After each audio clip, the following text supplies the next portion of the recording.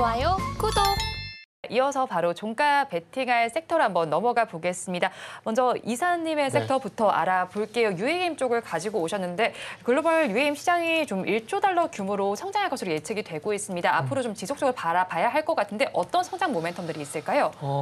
일단 제가 그 UAM 쪽을 선택한 이유가 뭐냐면 오늘 아시겠지만 정말 오랜만에 리비안 관련주 강세 보였잖아요. 그리고 그 플러스 해가지고 초도너체 강세 보였잖아요. 그러니까 UAM도 많이 쉬었잖아요. 그러다 보니까 그동안 많이 쉬었던 섹터 종목들이 쪽으로 수급이 좀 가지 않을까? 그런 기대 좀 했어요. 그러니까 예를 들게 되면은 4월 달부터 보게 되면 아시겠지만 4월 달 그동안 많이 쉬었던 화장품이 웬걸 가는 흐름이 나왔잖아요. 그리고 나서 신재생 같은 경우도 마찬가지로 가는 흐름들이 나왔었고, 그리고 뭐 어드널 같은 경우도 방금 말씀드린 리비안이라든지 그리고 이게 초동투자 강세를 보였듯이 UAM도 솔직히 많이 좀 쉰 것 같아요. 쉰 것 같고 특히나 또 UAM 관련해서 가지고 온 종목이 또 리포트가 나왔더라고요. 그 리포트가 나와가지고 그 참고를 해보게 되니까 어제 오늘 그 연휴에서 반등이 나왔는데 아마 이런 리포트를 계기로 해서 조금 이제 바닥을 다지고 조금 이제 돌아서주지 않을까? 뭐 그런 기대감들 때문에 일단은 준비를 했습니다. 일단은 뭐 UAM 같은 경우 잘 아시겠지만 조비 에베이션이라는 기업이 가장 선구적으로 준비를 하고 있는 상황들이고, 그리고 글쎄요, 일단은 전기차도 마찬가지지만 저는 개인적으로 UAM이 이제 출시가 돼서 저는 안 탈 것 같아요. 아직까지 안전에 대한, 그리고 저는 고소공포증이 있어서 높은 걸 좀 싫어하거든요. 그렇기 때문에 안전까지 담보가 되는 상황에서 UAM이 출시가 되면 이렇게 담보가 되면 모르겠지만 그게 아닌 상황에서 이렇게 타고 싶진 않은데 어쨌든 이제 그런 것들 뭐 준비가 되고 있는 사항들이 계속해서 나오고 있다. 한국공항 인천공항공사인가요? 그쪽도 지금 버티포트 관련돼 가지고 뭐 UAM 준비를 하고 있다는 상용화를 빠르시네 뭐 준비를 하고 있다는 얘기들이 나오고 있던데 뭐 그런 것들이 일단은 그 이 종목의 리포트를 보다 보니까 좀 눈에 띄었었습니다. 그리고 이제 뭐 항상 그리고 전망은 그래요. 어떤 새로운 산업이 나오게 되면서 안 좋은 전망 나온 거 혹시 봤어요? 제가 볼 때는 없었던 것 같거든요. 그러니까 UAM도 마찬가지인 것 같아요. 일단 말 그대로 예상인 거죠. 이렇게 될지 안 될지 않은 부분들을 제가 부정적으로 말씀드려서 정말 죄송한데 이렇게 될지 안 될지는 저도 잘 모르겠어요. 가봐야 아는 부분들이고, 그리고 항상 전망은 좋게 나온다라는 거, 그리고 이런 것들에 의해서 기대감에서 테마가 형성이 되고, 그래서 과거에 이제 베셀이라는 종목들 중심에서 테마가 좀 형성이 됐었던 거거든요. 그래서 뭐 과거같이 테마 쪽까지 확장되는 건 아니고 오늘 한번 살펴보니까 오늘 가지고 나온 종목들로만 좀 제한되는 그런 UAM 이슈 이렇게 있다라고 보시면 될 것 같아요. 네, 그렇다면 종목은 어떤 거 가지고 오셨어요? 이 회사가 UAM에 관련된 회사인지 오늘 저도 이 종목 준비해서 처음 알았어요. 우수 AMS. 보통은 이제 전기차라든지 뭐 자동차 부품 이렇게만 봤었거든요. 근데 이것도 UAM으로 좀 엮여 있더라고요. 이게 그래서 안 보이는 걸 봐야 되는 연습을 해야 되니까 생각이 들더라고요. 어렵네요. 어려워요.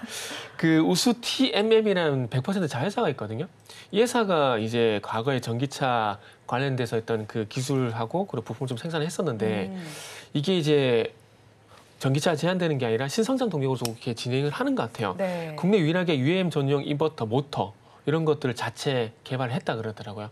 아시겠지만 이제 뭐 UAM도 프로펠러가 있잖아요. 그러다 보니까 모터가 좀 필요할 거고, 그리고 추진을 하기 위해서 모터가 좀 분명히 필요할 건데 아마 그런 용인 것 같아요. 그리고 그것뿐만 아니라 항공우주 이쪽하고도 이제 항공 전용 추진 시스템 왑스를 현재 추가 테스트를 하고 있는데 이것도 이제 내년 12월 달까지 개발 완료 목표를 하고 있더라고요. 그래서 이게 어쨌든 항공우주와 테스트가 마무리가 되게 된다라면은 상용화에 가장 먼저 앞서 나가게 되는 것들이고, 그러면은 항공기체에 적용이 되게 된다라면은 이런 부분들이 신성장 동력으로 끝이 나는 게 아니라 숫자까지 잡히게 되면서 실적에도 좀 긍정적인 영향을 줄 만한 미래 기대치라고 좀 말씀을 드리도록 하겠습니다. 네, 자 그렇다면 저희 가격은 어떻게 잡아갈까요? 네, 일단은 오늘 종가 매수 기준으로 해가지고요. 일단 3,600원 정도 일단은 뭐 보시면 되지 않을까 생각이 들어요. 3,600원이 일단은 오늘 시가거든요. 그래서 아마 오늘 시가를 얼마나 빨리 회복시키냐가 요 종목의 어떤 그 단기간의 어떤 추세 관건이라 생각을 하고 있습니다. 그래서 3,600원을 그래서 1차 목표가로 잡았고요. 손절가는 3,250원 제시하도록 하겠습니다. 네, 우수 AMS에 대한 전략까지 들어봤습니다. 이어서 이사님의 섹터 한번 알아볼게요. 제약 바이오 섹터를 가지고 오셨습니다. 제약 바이오 섹터도 요즘엔 뭐 아주 나쁘다라는 생각이 들지는 않는 게 지금 가장 대장주격으로 움직이는 알테오젠의 주가름이 그다지 나쁘진 않더라고요. 오늘은 뭐 물론 조금 쉬어가긴 하지만 최근에 상승 기조가 나타나는 것 같아요. 전반적인 섹터의 분위기는 어땠어요? 우리가 그 시장에서 일컫는 모멘텀이죠. 이 종목이 어떤 게 발생을 했을 때 주가 반응이 상승 또는 하락을 할 수 있는 네. 거. 상승이 유리할 때 당연히 봐야 되겠지만요. 그게 있고 그다음에 실적 연속성이 있는 종목 같은 경우를 살펴볼 필요가 있는데 제약바이오의 두 축이 방금 말씀해 주신 것처럼 알테오젠이라는 종목이 네. 있고 삼천당제약이라는 종목이 있습니다. 근데 삼천당제약 같은 경우는 뭐 알리아 시밀러 같은 경우가 유럽 9개국은 가지고 왔고 네. 미국을 가지고 올 수 있는 환경 이게 바로 뭐 모멘텀.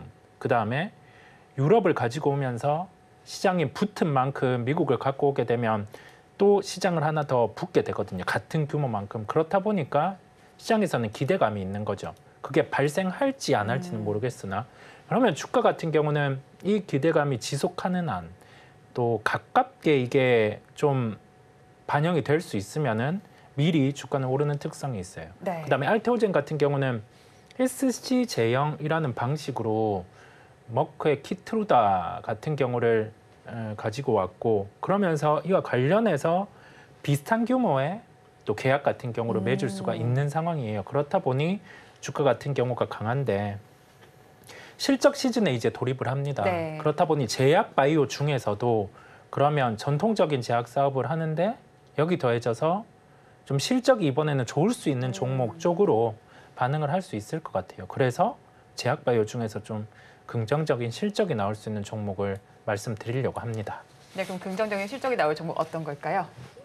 종목은 동국제약이에요. 동국제약 같은 경우가 마데카솔은 우리가 많이 알고 있잖아요. 네. 이 소재를 활용해서 원료를 활용해서 화장품으로 예, 출시를 했고 네. 여기 더해져서 최근에 APR의 미용기기 이 집에서 할 수 있는 미용기기 같은 경우가 좀 호조인데 네. 그 메다카프라임 같은 경우도 여기 동국제약에서 출시를 했어요. 출시를 했다 보니까 이 부분에 대한 실적이 2분기 기준으로 90억 정도 반영이 됩니다. 그러면 연간으로 예상되는 영업이익이 한 800억 정도가 돼요. 그래서 그 부분을 감안했을 때는 뭐 동국제약 같은 경우를 관심에 가져야 된다라고 보이고요. 목표가는 22,000원. 실적 감안해서 시가총액 이 정도 도달 가능하다라는 생각이 들고 손절가는 16,000원을 제시를 합니다.